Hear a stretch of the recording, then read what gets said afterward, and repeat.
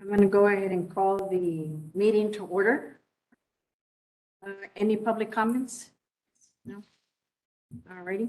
So we're going to go ahead and we do have a quorum. So we're going to go ahead and move over to the consent agenda items. Any questions on the consent items? If I don't have any questions, can I entertain a motion? So moved. First and second. All in favor, say aye. Aye. Any opposed? Motion carries. This time, we're going to go with the items for individual consideration. Number one, we'll have the general manager's report.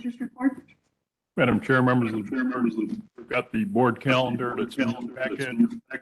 Michael will go over the financial report, and we have an engineering legal fee monthly expense report, and then a City of Brownsville capital work order report. We'll start off with the financial report. Yeah, we'll have Monica Monica? present.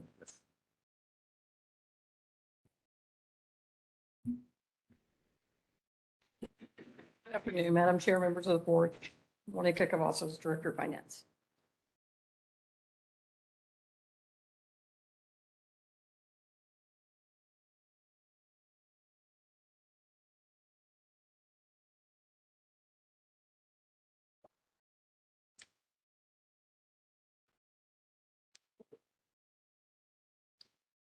See the, so my apologies. I don't- It's not loaded. She thought we just loaded.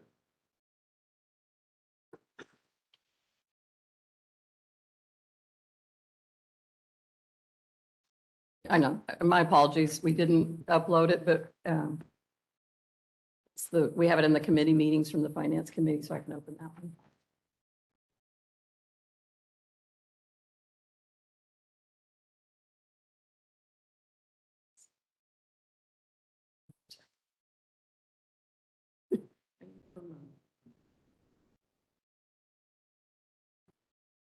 The September, yes, sorry.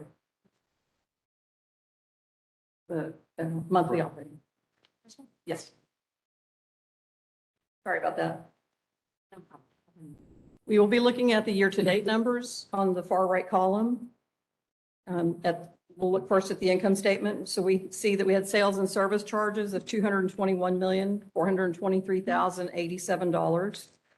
Less our rate stabilization and utility service to the City of Brownsville left us total operating revenues of $202,904,962.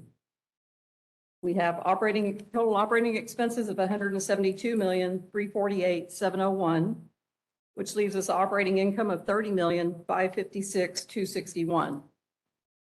We then have our net non-operating expenses of $21,208,665, which leaves us income before capital contributions of $9,347,596.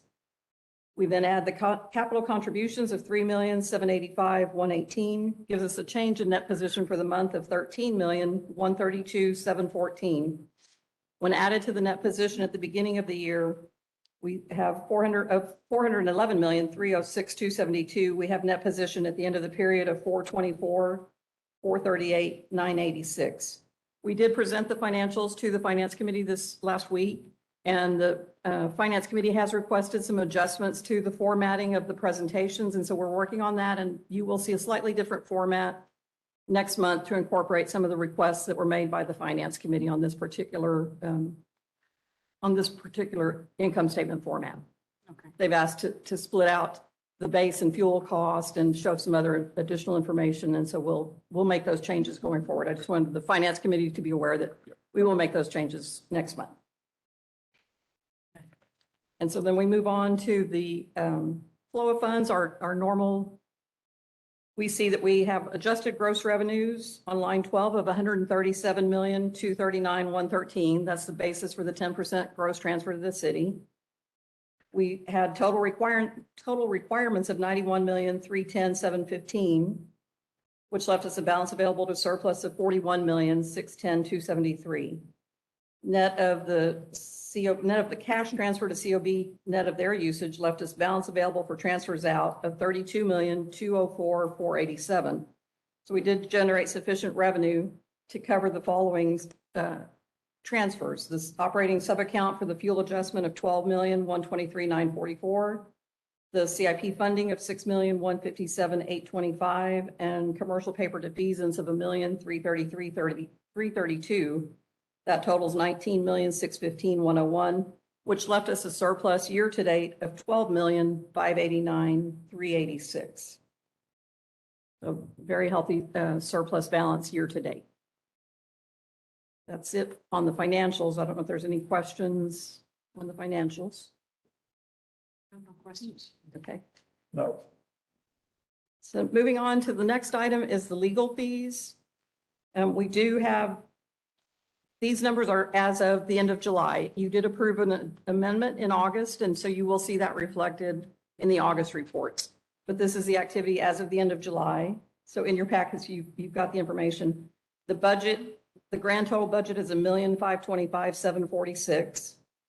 Our year-to-date spending is $1,417,592, which leaves a balance as of the end of July of $108,154. You did approve an amendment of $135,241, so we will see that adjustment and the revised balance available at the end of August to incorporate that.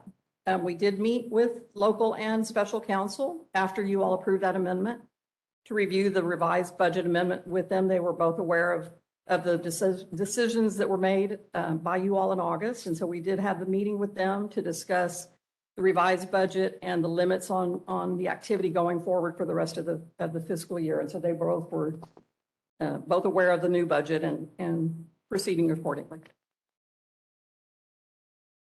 The next report is on our engineering fees. We have a combined budget between the O&M and the capital portions of $2,583,392. Our year-to-date spending is $1,262,761. So we have an available balance in engineering fees of $1,320,631. So more than sufficient to get us through the end of the fiscal year. And then the last item that I have for this section under the general manager's report is the capital work orders for the city.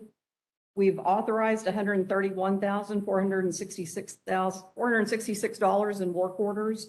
The expenditures year to date are $36,489. That's it for the general manager's report.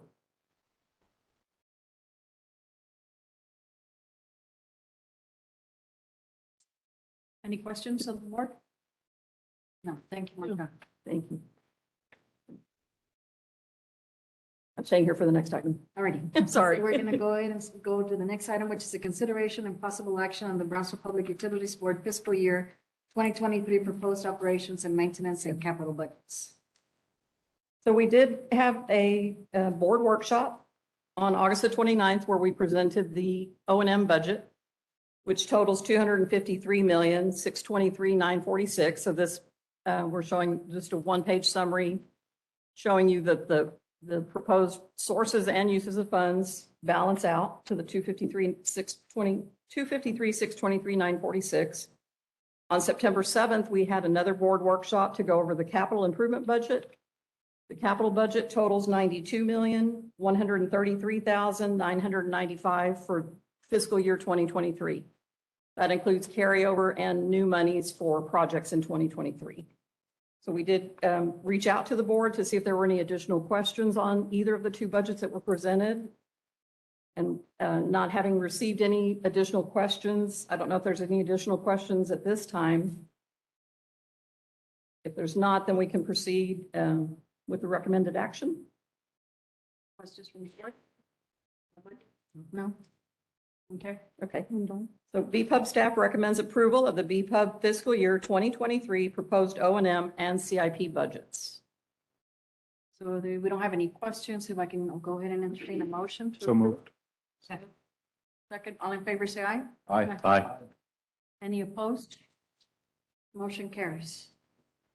Thank you. Thank you. So we're going to go with item number 3, the consideration and possible action on a resolution by the Board of Trustees of the City of Brownsville, Texas Public Utilities Board, requesting the City Commission of the City of Brownsville, Texas, to approve a supplemental ordinance authorizing certain actions relating to obligations designated as City of Brownsville, Texas, Utility System Commercial Paper Notes, Series A, including substitution of the credit facility, the executive and delivery of a reimbursement agreement, a bank fee letter, and approving an offering memorandum and approving other matters in connection therewith. Mike? Yes, good evening, Madam Chair, members of the board. So the current letter of credit under the commercial paper program with Bank of America expires on November 7, 2022. We did contact Bank of America regarding a possible extension to the current agreement, but they declined. And so the main reason why they declined was because of Texas laws that were protecting guns and fossil fuels. So Senate Bill 13 and Senate Bill 19 are bills that were adopted by the legislature last session that require financial companies to provide written verifications that they do not boycott the oil and gas industry, that's Senate Bill 13, and do not discriminate against the firearms industry, Senate Bill 19. So if a company is unable to provide those written verifications, then governmental entities in Texas are prohibited from entering into any certain types of contracts with that company, including most bond purchase agreements, loan agreements, and credit facilities. So Bank of America was one of those companies that was still reviewing their policies, and they hadn't made a decision of which way they were going to go. So we ended up initiating a process for an RFP. We went ahead and submitted invitations to 74 firms. That's a lot of firms, and with only 3 firms responding. Bank of America, of course, was not one of those that had responded. The 3 firms that did respond was PNC Capital Markets, LLC, SMBC, Sumitomo Mitsui Banking Corporation, with a corporate office in New York, and Wells Fargo. So we ended up setting up a review committee or a ranking committee that's comprised of 8 members, 3 members from PUB, 3 members from our financial advisors, Estrada Hinojosa, and 2 members from our bond counsel, Oric Harrington. And so we all evaluated the 3 proposals, and we all pretty much unanimously ranked the firms in the same order, right? So the committee will be recommending PNC Bank, NA, for the irrevocable letter of credit in support of the BPUB's $100 million commercial paper program at an annual cost of $355,507. That's at a rate of 32 basis points. In contrast, in fiscal year 2022, under the Bank of America agreement, we will be paying approximately $551,000. We were paying 49 basis points. So we actually realizing a savings by going the RFP route. We did attach some firm profiles for all 3 firms, and also attach the rating chart, which you will find in your board packets. So here with us tonight, I believe, participating in the call, we also have Andres Ortiz from Estrada Hinojosa and James Hernandez from Oric. So in case the board has any specific questions for him to address, they can address that. So we did present this item at the Finance Committee this past Friday. And if approved, we are considering possible action on a resolution to send to the City Commission for first reading on September the 20th. And they only require 1 reading instead of 2 readings, and that was confirmed by the city's attorney's office. So if applicable, we can then execute an agreement by October the 10th and deliver the new irrevocable letter of credit by November the 8th, right after the expiration date. Is there any questions from the board for us or for our financial advisor, bond counsel? We didn't have any issues. No wishes? Any questions? So at this time, let me go ahead and read the recommended action. BPUB staff recommends approval to execute the resolution requesting the City Commission of the City of Brownsville, Texas, to approve an ordinance authorizing certain actions relating to the obligations designated as City of Brownsville, Texas Utility Systems Commercial Paper Notes, Series A, including authorizing the replacement of the existing credit facility with a replacement credit facility issued by PNC Bank, N.A., entering into a reimbursement agreement and bank fee letter related thereto, and authorizing the preparation of an offering memorandum relating to the commercial paper notes. If there's no questions, if I can get a motion? Motion, will we move forward with the recommendation from administration? Second. All in favor, say aye. Aye. Any opposed? Motion carries. Thank you.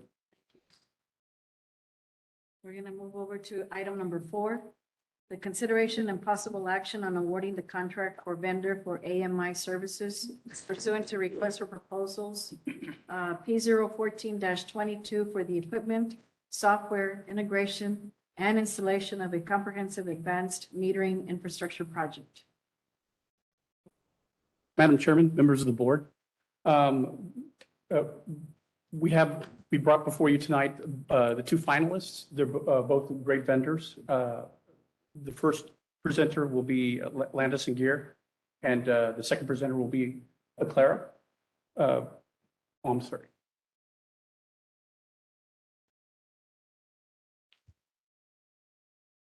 Yes, on the that one first.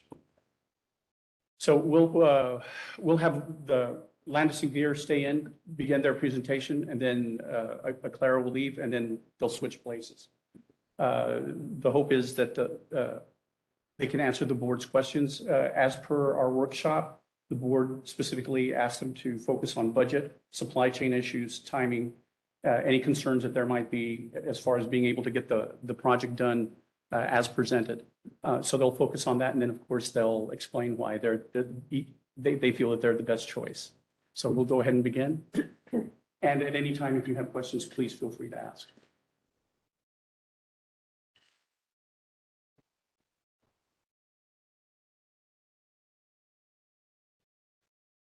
Hey, guys. Hi. Good evening. Let me first say, ladies and gentlemen of the board, thank you. On behalf of Landis and Gear, Badger, and Harris, we're very pleased to be here to present to you today and talk a little bit about this project. And we believe with all of our being, every fiber in our bones, that this is the right decision for the citizens of Brownsville. By way of introduction, my name is Jay Lassiter. I'm the Vice President of Customer Delivery for the Americas for Landis and Gear. So that's both North and South America. I actually have Japan as well. And I'm the highest ranking delivery executive in the company.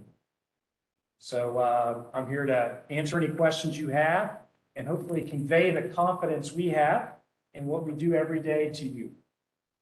Joe? Thank you, Jay. My name is Joe DeVito. I'm with Badger Meter. I'm a senior manager for utility solutions. I'm proud to be here with Landis and Gear and Harris, our partners, because I think they've taken an approach that really works well for Brownsville, which is allowing a water meter, somebody who's focused for 117 years on metering technology, to bring their software forward and deliver that. My background is in the utility industry, 30 years, retired director. I'm also an elected official, and I always want to thank elected officials. Thank you for what you do. I know what you put up with every day. My name's Sanjay Singh. I'm the Vice President of SmartWorks Sales, and it's a division of Harris Utilities. And Brownsville already has a part of our solution. Your customer billing and customer service system is actually a sister division of ours, Kayenta. And we are happy to be here, answer any questions you have. And, one of the benefits of the three companies here standing in front of you is that we bring the deepest expertise. We have worked with each other before, so that's reduced project risk. And we have also integrated to your existing system. So that definitely reduces any project risk, project scope, and cost. Thank you. Are we advancing the slides? So we just have a couple slides, and then we're happy to answer any questions you have. But from our perspective, look, I'll make this real easy. Electric, water, software. These are your three pieces. And what we brought is a best-in-class solution to the city. And I think we're real proud of that. And, that's really the top piece of this slide. With that, you get interoperable, standards-based solutions. So what does all that mean? You're not locked in, okay? So we're following industry solutions that are out there. On the electric side, there's a standard called ANSI. And Landis and Gear is ahead of the market in terms of keeping up with ANSI and the latest version of it. And maybe we just talk a little bit. From the water side, it's the same thing. It's best in class. We've been, like I said, in the business for 117 years. We added the communication, the AMI to the products. We were one of the first to do that, and we've evolved now into cellular. We're 7 or 8 years ahead of all of the other AMIs on the water side in the cellular world. We follow all the AWWA standards. We sit on their boards. And for our communication, we follow a group called the 3GPP, which allows our communication to be standards as well. And it's a great way. You know our Badger Meter water meter product, and we're proud to be able to now offer you our AMI product and give you all the analytics that go with how that water is being used. Well, hit security real quick. Do you have something else you want out there? I'll go ahead and start. You want to start? So security. When you think about security, first of all, we're talking about AMI, which means that we're going to be transmitting information over an RF network. And the first thing you have to realize, neither one of us are going to be transmitting any customer information at all. What we're transmitting is a small packet, less than 15 kilobytes of information that's about the meter and the reading, and that's it. From there, we're using technology, security technology to transmit that over the different networks. For us, it's the cellular network through a private VPN and a private portal. For them, it's encrypted on theirs. Once we receive that information, then it all goes into SaaS software, which is ISO 27001 certified SOC 2 compliant software. And I'm going to let Sanjay talk a little bit more about that. So our software is also SOC 2 compliant, and it will be deployed within your infrastructure. We'll fold your security policies into our software, and the access is only available to Brownsville employees, authorized Brownsville employees. And just to continue that, the proven Kayenta integration, I mentioned this earlier. Kayenta is a sister division of ours, and we have a deep integration more than just providing a billing read to the billing system. We provide enhanced capabilities, and I'll give you an example of that. Customer service reps don't have to learn a new solution. They can do everything from within Kayenta, be it a misread, be it a high bill complaint.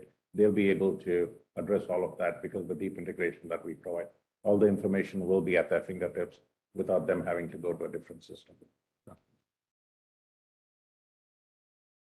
Yeah, some of the questions that we've gotten, we just thought we'd put these up and answer them directly and see if there are any more. Number one, around pricing. Obviously, budget and time frame is very important. And I think all three partners here are committed to honor the pricing we put forward throughout the deployments. Okay.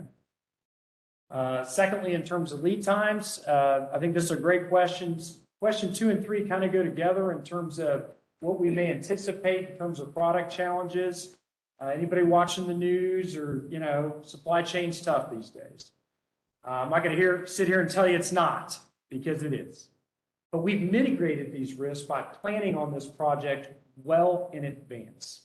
All right, so we've already spooled up the necessary parts and supply chain well in advance. So we feel very well prepared to deploy this project for you guys next year.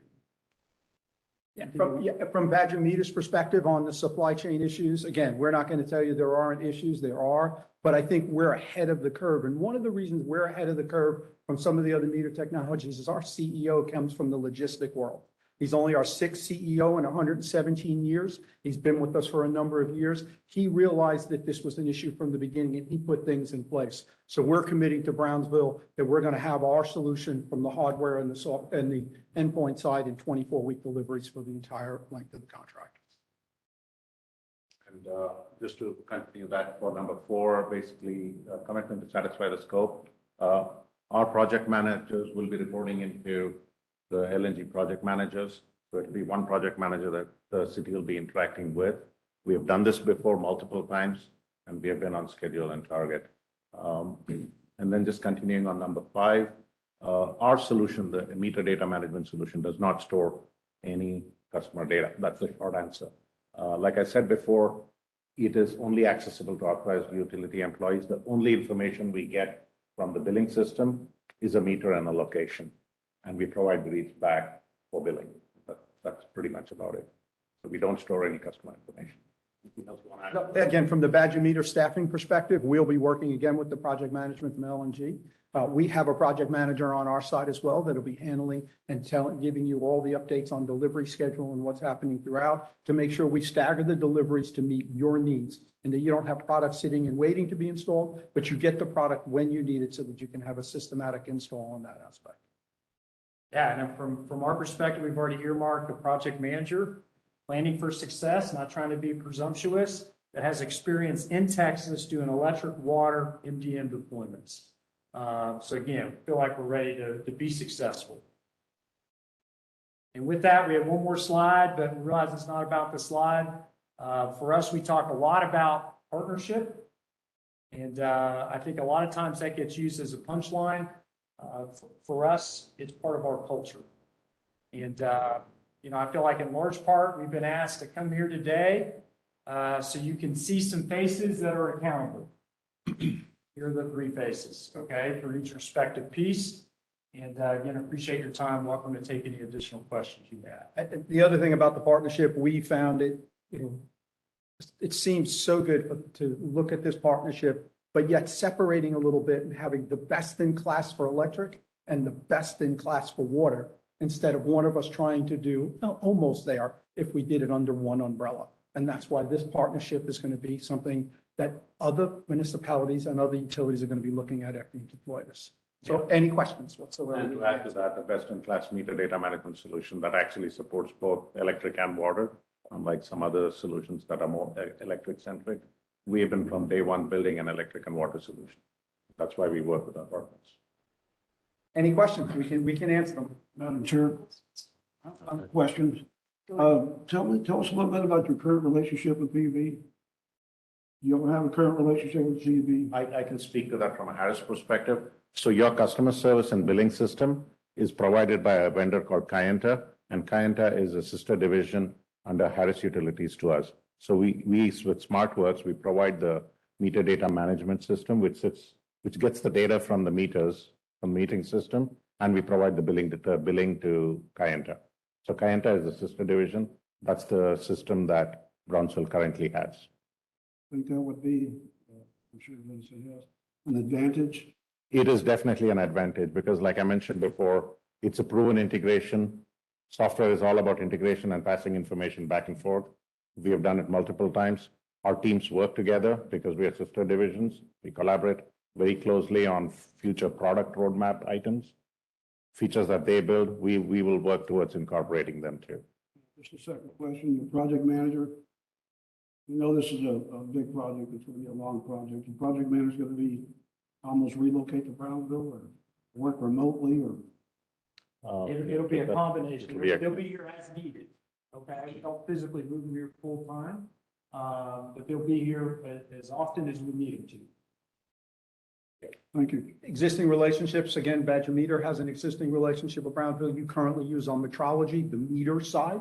You're purchasing our meters now. You have a history with them and you know the quality of those meters. What we're adding now is the quality of the AMI side, which is passing that data across to you so that you can see it in an analytical way that is water specific. Again, we have a partnership with Kayenta. We've integrated with them a number of times as well. So we know that this is a seamless, we have best practices in place and we can roll out an integration right off the bat as well on that aspect.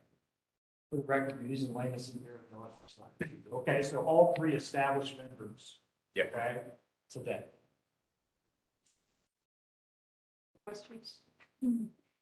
Joseph, any questions? No, I think I'm fine. Thank you. Thank you. Once again, we thank you very much for your time this evening. Thank you. Thank you. Thank you. Thank you.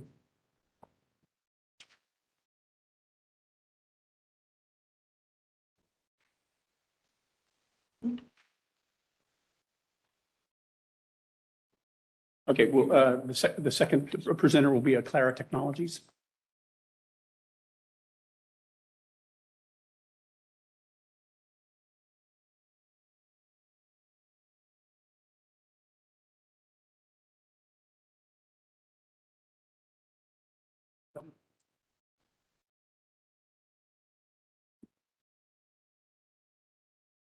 Okay, you guys want to go ahead and introduce yourself?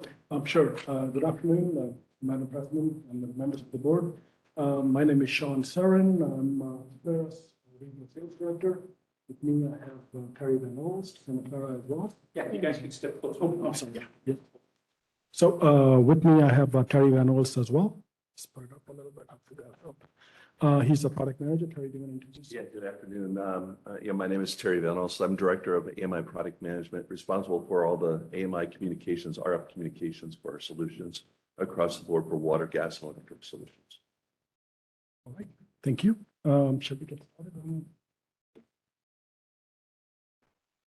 So we prepared a short presentation for you guys just to kind of understand. So the first I want to start with is that our Clara solution, we looked at it and we tried to understand that how do we fit into your goals rather than you guys fit into our solution. So we looked at your strategic plan and we figured out that there are 4 key points in the plan that we can fulfill, with respect to your 2021 and 5-year strategic plan. The first one was the system reliability, the reliable infrastructure that you have set yourself as a goal for the utility. So our endpoints, electric endpoints, are has been in existence since Thomas Edison. So that's over 130 years of history.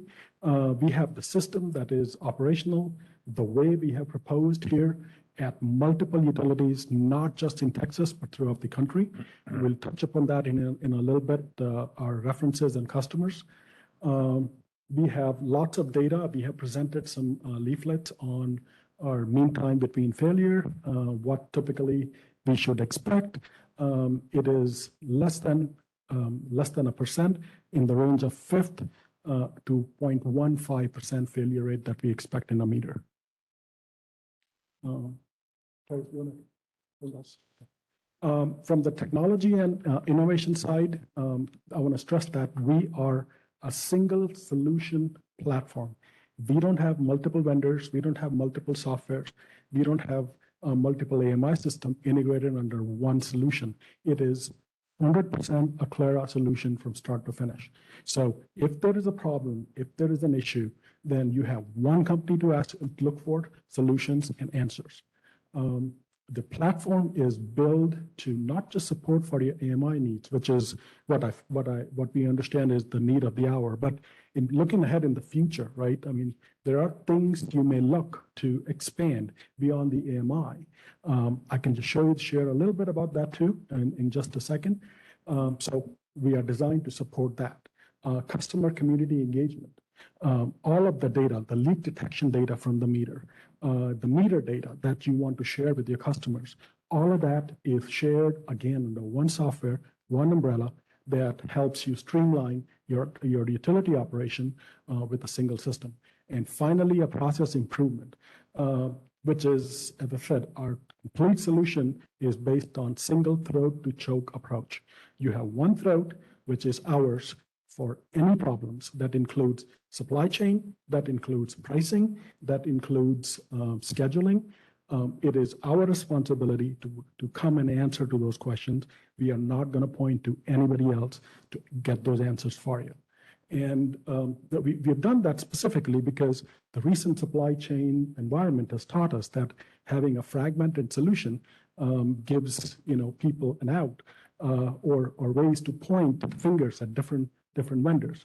Then we have consolidated during this environment into a single throat to choke model, which we have been very successful in the marketplace. Go to the next one.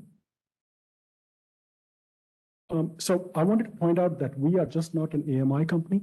We are a utility infrastructure company. We make distribution products, which you guys are one of the biggest buyers of that today.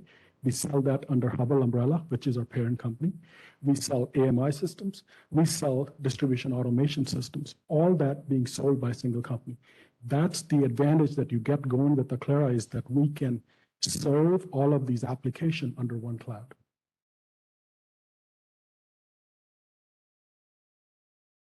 Is everybody able to hear me okay? I mean, So this kind of shows you the different bubbles or dots of our solution offering. If you look at it, one of the concerns that you guys brought up was the security of the data, consumer data. If you look at it at the very top, I don't know if you can see my cursor, that's the dot that connects to the utility data center. There is only one connection, and that is fully secured and encrypted. All these layers at the bottom, which present different applications, you can choose, and those dots, you can pick any of these dots that you want, and you can expand. So AMI is the dot that we are starting with, but looking ahead in the future, maybe 5 years, that may not be the dot you end with. You may have other options, but the software stays the same, the head-end connection stays the same, the security infrastructure stays the same. So that's the value that we are bringing to the table.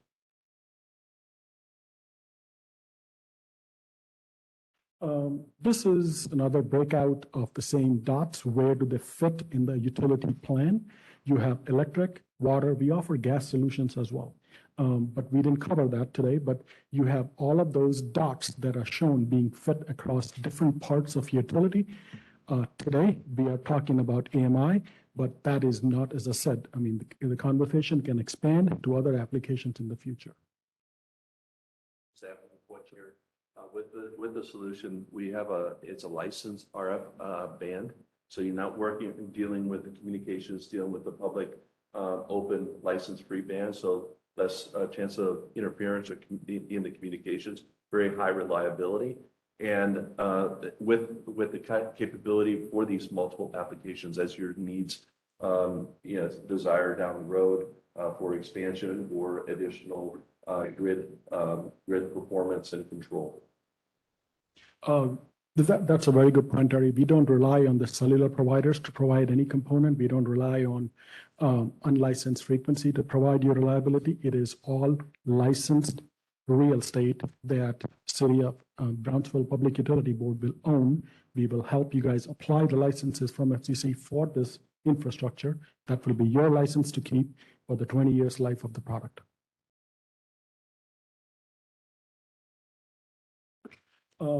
Kind of break out about all of the different customers that we serve in different parts of the country. If you look at it, the Texas is the second biggest slice in the pie.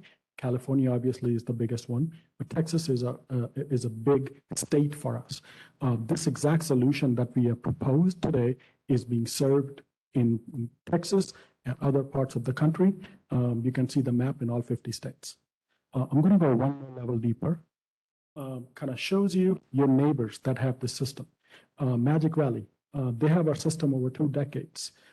They have not looked at any competitor in the last 20 years to replace the system. They have always looked at Aclara, and we have continued to provide them with the support. The reason is because we understand that this is not a one-time sale. This is going to be a 20-year, minimum 20-year marriage with the utility, and we'll stand behind our product and our commitment for the excellent service.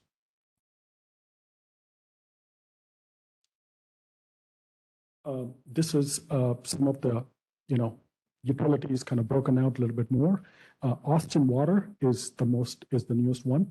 The exact same solution with Badger meter, which is an HRE battery, this meter that you guys are going to use. The same meter is being used in Austin Water. We are deploying it. We have integrated with our AMI, with our software, and it is functioning very well.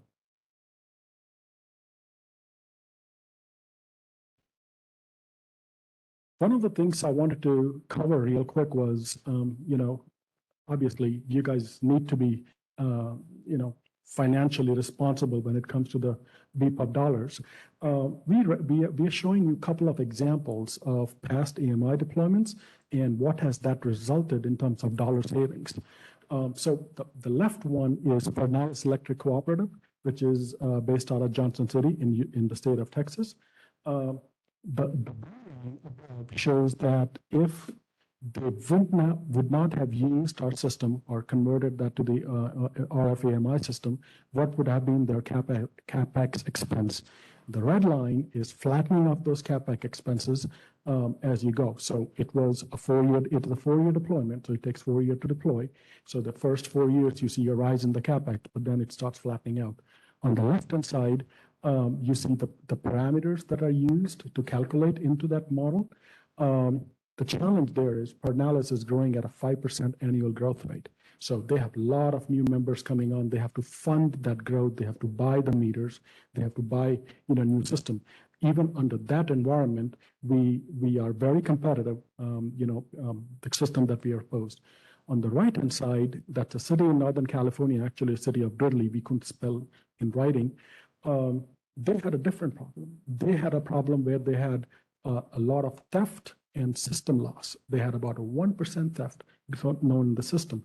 They were using very similar system to what you guys are using today, which is drive-by read, and we changed that to a RF system. We were able to reduce those technical losses to about 0.5%. Obviously, people are smart, you can't go to 0%.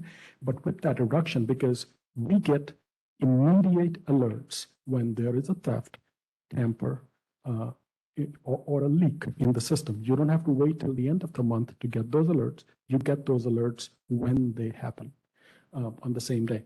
You have the option to display those alerts to your members in a consumer engagement page that they call it, that you share that information with them. So I think both the graphs kind of show the different value prop in terms of capital savings that you see.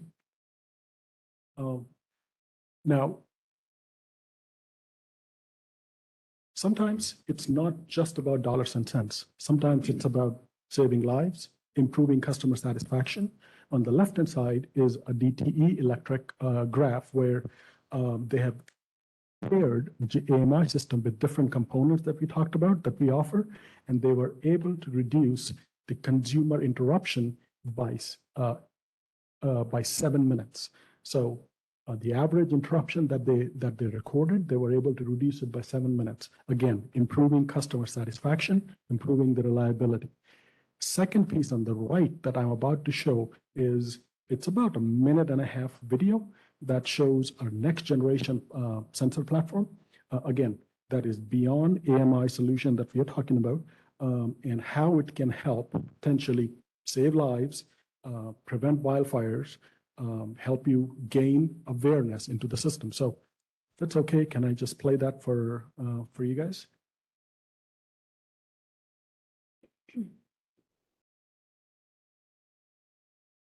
I'm not sure if there is audio along with it, but these are the sensors that are shown on the line that can get deployed. They talk to the same cloud, same collector, same RF network, and they are able to detect a down conductor or a break-in conductor before it becomes a public hazard. And it's all talking instantaneously over the RF and achieving the objective of, improving customer satisfaction. There's no audio, unfortunately, but there's an audio behind it. The guy is talking.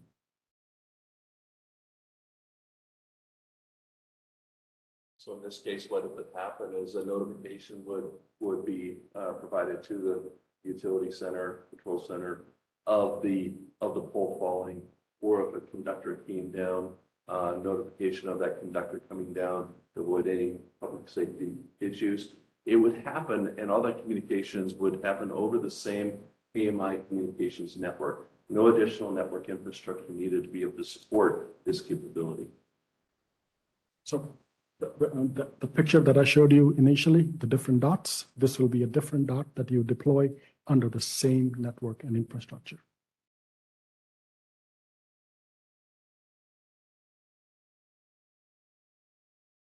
So average detection time, they say without this technology is about 45 minutes for a normal utility. It brings it down to a few seconds.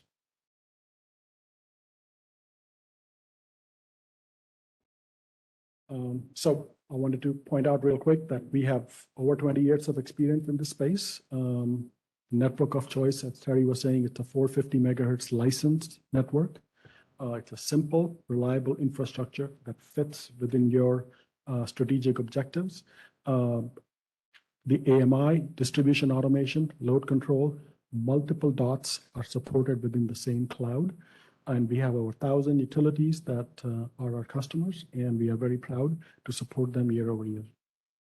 I have one more, kind of the picture. That's not me.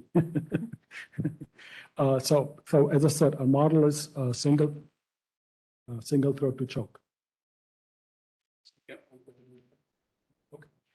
So I think the questions were price guarantee, the prices that we have as provided, we're going to stand by it as long as the terms don't change.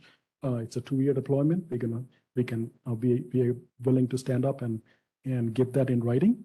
Some of the things that we have learned is we have meters sourced now from multiple suppliers. So the parts within the meters, now they have multiple suppliers for it. That has helped us now. If one supplier is having an issue, we can source the part from the other. Again, that's the evolution that we took. 2 years ago, it was the cheapest supplier's game. Today, it is a little bit different. And as we said, we have a dedicated project manager throughout the project that's going to man this project from start to finish to make sure the system is delivered as promised. Thank you.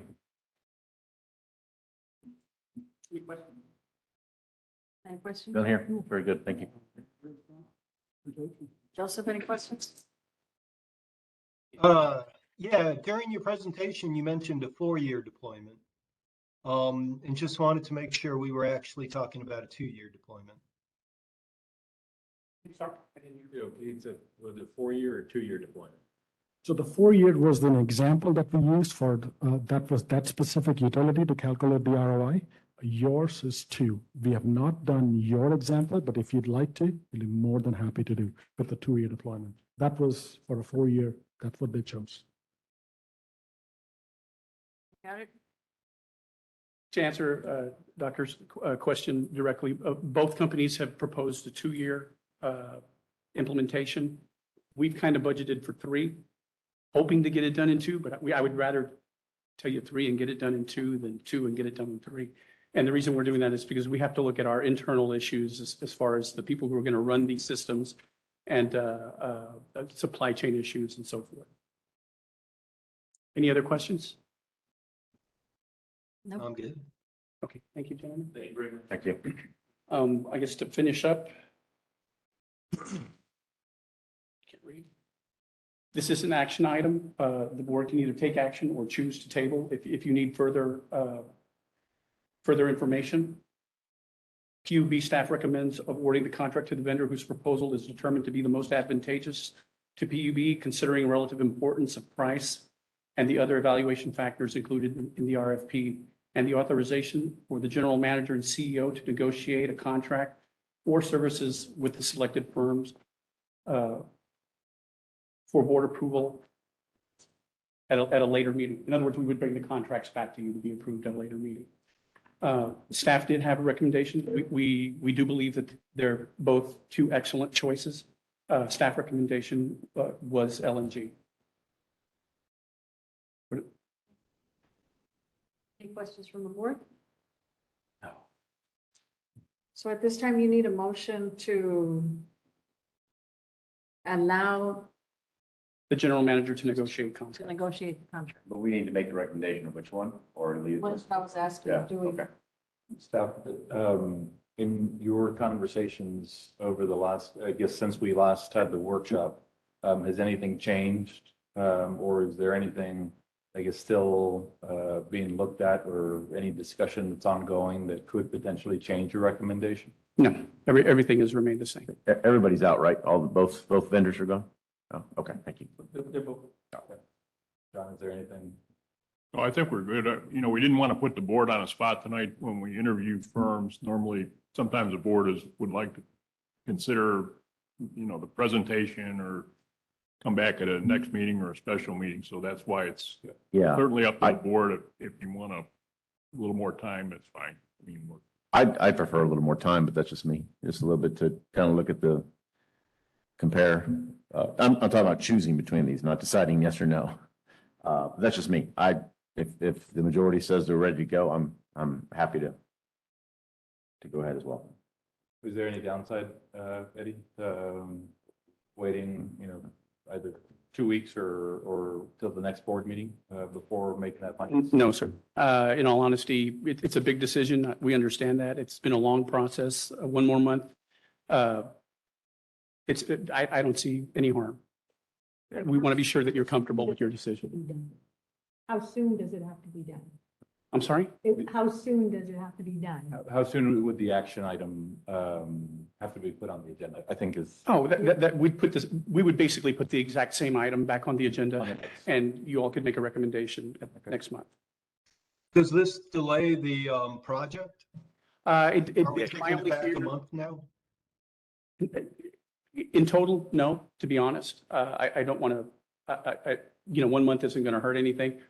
We're just trying to get it done before the holiday season hits because then people, No, I So next understand step would be- that. I just, I mean, as far as discussion, I just wanted to look a little bit more at, not really look more, I just wanted to see if we had reached a decision on the lower monthly operating costs versus higher upfront or the reverse.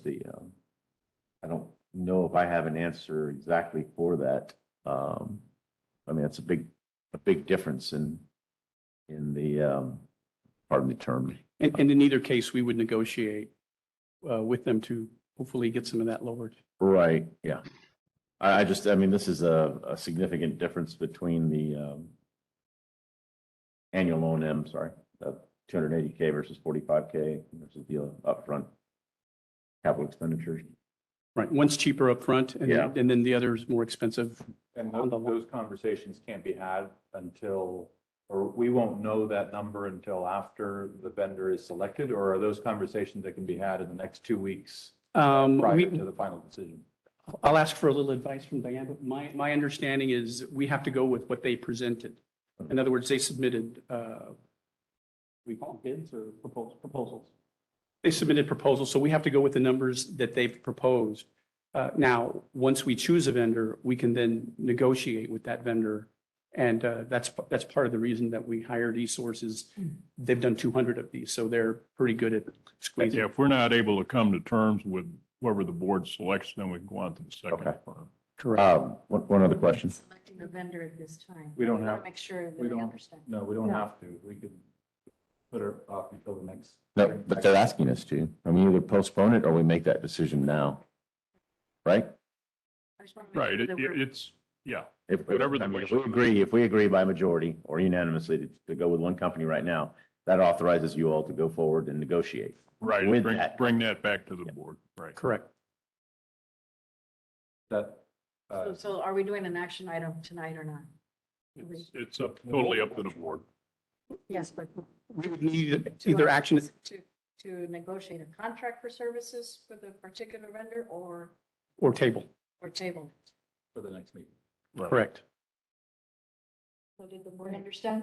Yeah, I Yes, understand. yes, yes. Can you answer a quick question? I mean, as far as expandability, I think Claire focused a lot more on expanding and looking at other things besides the base. Are both companies, I would assume both companies are capable of doing that? We're talking about, like the video and that they showed about sensing Yes. and moving forward in the future. Both are capable of doing that. Both are very capable companies. They both have the same abilities in that regard. Okay, The main difference is if you want to make a quick comparison, sure. Aclara is kind of like the full meal deal. They have the whole system, electric, water, sewer, electric, water, and software. It's all their system, okay? So that's part of what they're touting is their advantage, that you have one system. LNG is the opposite. Their partner, well, they're both using Badger Water, okay, so. Yeah. But LNG's approach is more, they've partnered LNG for electric, Badger for water, and Harris for the software. We do use Harris software for our billing system, which they Yeah. would integrate with. So there's some pluses there. And we use both LNG and Badger. But on the Aclara side, we've used Aclara meters before. They're good meters. And they're also using Badger water meter. So it's just best of breed or full meal deal. Could you very quickly, I mean, I don't want to take too much time, but very quickly summarize why you went with Landis over Aclara? There's a couple tiebreaker items. I know one of them you said that we already work with Harris and as far as the customer service issue? What else is?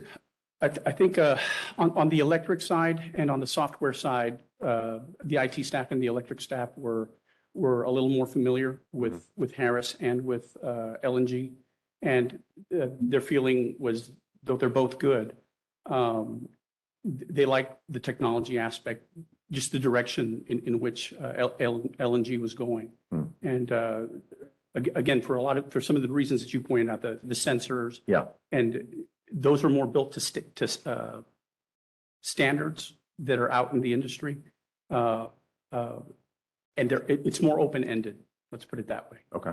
They're more open-ended. You can do a little more plug and play with where Aclara, they're solid. They're very good. But it's Aclara. You're in that, in their playground completely. So to put it in perspective, as far as I see it, if Aclara ran into any supply chain issues, we couldn't get these sensors. So I tend to like the open ecosystems as an engineer more than the closed ones. Then also, there was only one company that came in and tried to sell us an upgrade before they got the business, which I thought was interesting.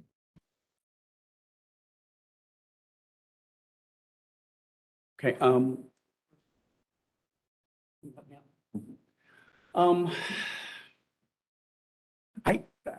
I guess the first question was as far as supply chain. I don't really recall seeing any issues with either one of them.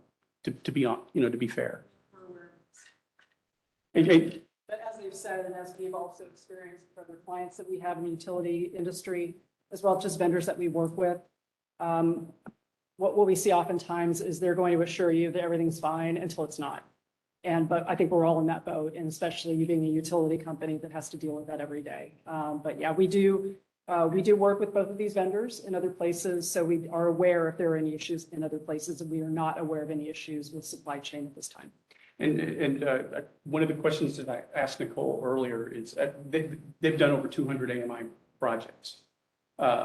You haven't seen any issues with either company? No, we have not. They're both solid. How would you characterize the differentiator between the two? Yeah, I think the differentiator is to what you said, the full meal deal versus the open source system. I think, and just going back to the recommendation that came from staff as they reviewed the proposals and the solutions that were offered, some of the benefits that we talked about were the fact that the meter data management system, which is a piece of that software, which will help you with some analytics, so will help you to analyze the data, that being from the LNG solution, is already integrated with Kayenta. Kayenta being the CIS system. So that's a point of ease there, that it works. And we've seen it work in other places. It's not to say that Aclara can't do the same thing with their meter data management system. But again, going back to the staff recommendation as to some of the whys.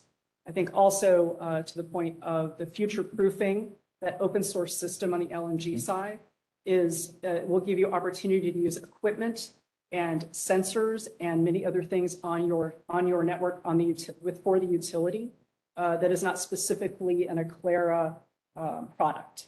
So I think there's a lot of a benefit there. Again, not trying to dismiss what Aclara brings to the table as well. That's why what we wanted to try to do. No, thank you, that's good enough. Okay. I'm good.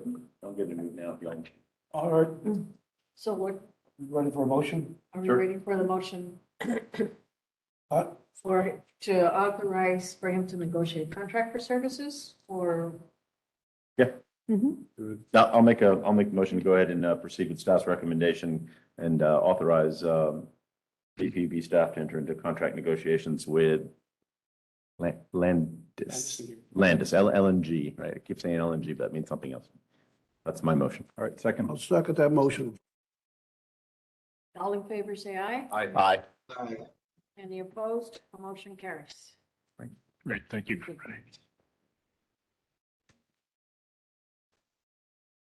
So we're going to go with item number 5, which is a consideration and possible action on Brownsville Public Utilities Board of Directors and Officers and Employment Practices Liability Insurance. Can we sort of combine all of them at the same? I think it's today's got one slide per item, right? Got one slide per item, yes. All right. Make it quick. You can stick to the recommendation. All right. Yes. Good evening, Madam Chair and members of the board. My name is Estrella Solórzano. I'm the Acting Director of Communication and Administrative Services. With me today, we have Teresa O'Brien, Area Vice President with Arthur J. Gallagher. In case you have any questions, I will be presenting items 5 through 8 this evening. So to begin, the directors and officers, insurance was initiated with a request for a renewal quote. The renewal includes employment practices liability coverage. The board approved this item on September 29, 2021 for 3 years with the board's option to renew. This item was presented during the Facilities and Programs Committee meeting on August 18, 2022 for policy term October 1st, 2022 to September 2023. This item would be this renewal would be the second year of the 3-year period with Aegis and Agent Shepherd Walton King Insurance Group. And if there's no questions, I would like to make a recommendation. BPUB staff recommends renewal of BPUB's directors and officers and employment practices liability insurance for a total not to exceed $97,007. Any questions from the board? Motion that we move forward with the administrative Second. recommendation. All in favor, say aye. Aye. Aye. Motion carries. Thank you. Number 6 is going to be the consideration and possible action on Brownsville Public Utilities Board General Liability, Automobile, Mobile Equipment, Crime, and Excess Workers' Compensation Insurance. Estrella? Yes, ma'am. The renewal process for general liability, automobile, mobile equipment, crime, and excess workmen's compensation was initiated with a request to Texas Municipal League Intergovernmental Risk Pool for a renewal quote. The last time that this item was approved was on September 29, 2021. The renewal was presented during the Facilities Programs Committee meeting on August 18th, 2022. The renewal would be for policy year beginning October 1st, 2022 to September 2023. Are there any questions or may I make a recommendation? BPUB staff recommends approval of the BPUB's general liability, automobile, mobile equipment, crime, and excess workmen's compensation insurances as recommended by BPUB insurance consultant Arthur J. Gallagher for a total not to exceed $306,563.25. Questions from the board? Move to approve staff's recommendation. Second. All in favor, say aye. Aye. Any opposed? Motion carries. We're going to go number 7, consideration and possible action on Brownsville Public Utilities Board Umbrella Excess Liability Insurance. Estrella? The renewal process for the umbrella or excess liability insurance was initiated with a request for a renewal quote. This item was last approved on September 29, 2021 for a 3-year with the board's option to renew at the end of each year. This item as well was presented during the Facilities and Programs Committee meeting on August 18, 2022. This would be a renewal for policy year October 1st, 2022 to September 2023. This would also be the second year of the 3rd-year period with Aegis and Agent Shepherd Walton King Insurance Group. Are there any questions? BPUB staff recommends approval of BPUB's umbrella excess liability insurance as recommended by BPUB insurance consultant AJG for a total not to exceed $544,205.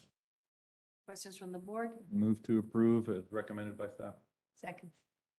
All in favor, say aye. Aye. Any opposed? Motion carries. Thank you. Number 8 is going to be consideration and possible action on Brownsville Public Utilities Board Cyber Liability Insurance. The request for proposal process for cyber liability insurance was initiated with a request to submit proposals. The RFP was advertised from June 26th to July 3rd. The deadline to submit proposals was August 10th. We answered 43 questions from members throughout the process. 2 insurance proposals were submitted. Concerned Arthur J. Gallagher conducted an analysis of these proposals. AJG is recommending proposals submitted by broker agent McGriff Insurance Services Incorporated with carrier Crum and Forster, option 2, for 3 years with the board's option to renew at the end of each year. Do we have any questions? No. BPUB staff recommends approval of BPUB cyber liability insurance as recommended by Arthur J. Gallagher and Company for a total not to exceed $144,025.30 for policy year 2022 to 2023 and for a 3-year period with BPUB's option to renew at the end of each year. There's no questions. Can I get a motion? Move to approve as recommended by staff. Second. All in favor, say aye. Aye. Any opposed? Motion carries. Thank you very much. Thank you. Thank you. We're going to go with item number 9, which is consideration and possible action to rescind approval to install Unit 9 heat recovery steam generator economizer replacement panel installation for the Silas Ray Power Plant.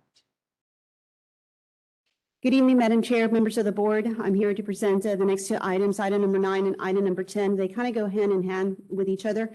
On February the 14th of 2022, the board approved a proposal to enter into negotiations with the original equipment manufacturer, the OEM.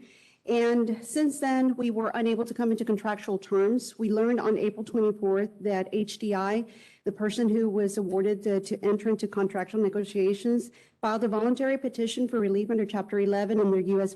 Bankruptcy Code. The Bankruptcy Code disrupted the delivery of the new fabricated economizer panels to PUB under separate contract with HDI and OEM. Are there any questions? And if not, staff recommends to go ahead and rescind this item. No questions. Okay, so PUB staff recommends the board action to formally rescind on the February 14, 2022 decision to have Hammond Deltac Inc. of Plymouth to install the Silas Ray Unit 6 HRSG economizer panels. I need a motion. Yes, please. I'll make a motion to approve staff recommendation, item 9. Second. All in favor, say aye. Aye. Any opposed? Motion carries. And we're going to go to item number 10, which is consideration and possible action for approval of services to install a new economizer into the Unit 6 heat recovery steam generator located at the Silas Ray Power Plant. Yeah. Madam Chair, at this time, we are recommending to award the Cleverbrook Sales and Servicing, who is a participant of the buy board and program under contract number 657-21 of the state of Texas and has established. And right now, we are looking at about an installation cost of $873,147. Are there any questions before we provide an action? Okay. PUB staff recommends approval of the services to install the new economizer into Unit 6 to Cleverbrook Sales and Services of Corpus Christi, Texas, for a total amount not to exceed $873,147. There's no questions, so I can get a motion. Move to approve staff recommendation. Second by Sandra. All in favor, say aye. Aye. Any opposed? Motion carries. Thank you. Last item will be number 11, consideration and possible action to award bid for the Boca Chica Boulevard Waterline Upgrade Project from International Boulevard to Owens Road.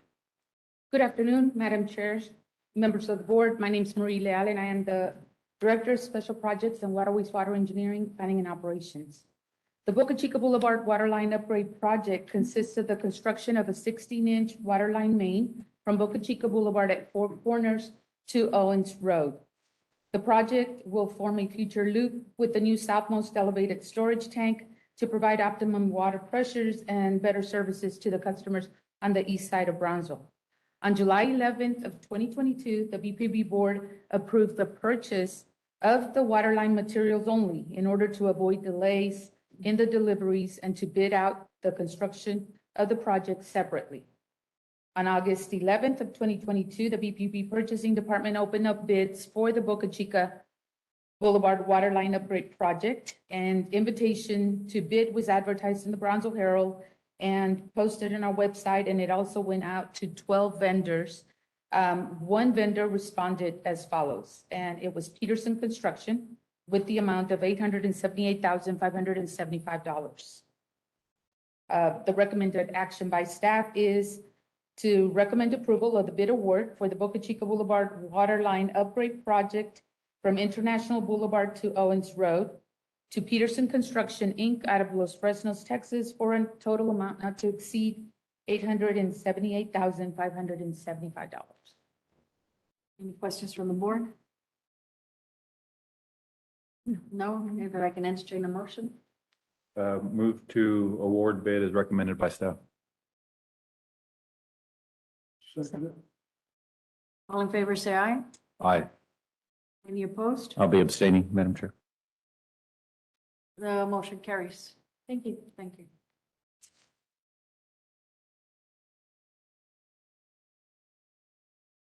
At this time, we're going to go ahead and go into closed meeting sessions. We're going to discuss number one, meeting with the board's legal counsel for advice about contemplated and pending court and administrative litigation and on matters in which the duty of the attorney under the Texas Disciplinary Rules of Professional Conduct conflicts with Chapter 551, Section 551.071, including but not limited to the legal issues related to bankruptcy of vendor HDI and status of suit in Texas Attorney General to protect VPUB competitive documents. Number two is a presentation of information upon pricing of purchased power, generation, and fuel and their impact upon the fuel, purchased energy, and marketing charge and possible discussion, Section 551.086. And number three is a presentation and discussion related to project role, including requirements and preliminary costs associated with the project pursuant to Texas Government Code, Chapter 551, Section 551.087, Section 551.086, and Section 551.071.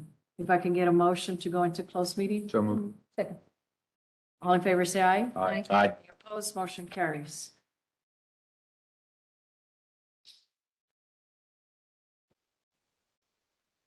You need it first?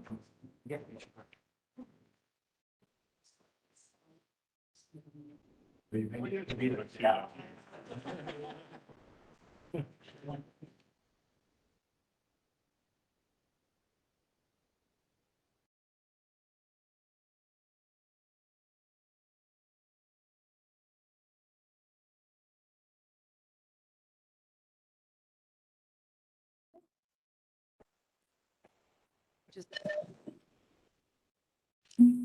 The consideration and possible action on items discussed in closed meetings. There was no action to be done in the closed meeting. And we're going to go to number 13, discussion or request for future agenda items. None? None. So can I get a motion to adjourn the meeting? So moved. Second. Wait, got it? So first, second. All in favor, say aye. Aye. Opposed? Motion carries. Meeting is adjourned. Well, we wanted to end, wanted to continue. I wanted to continue.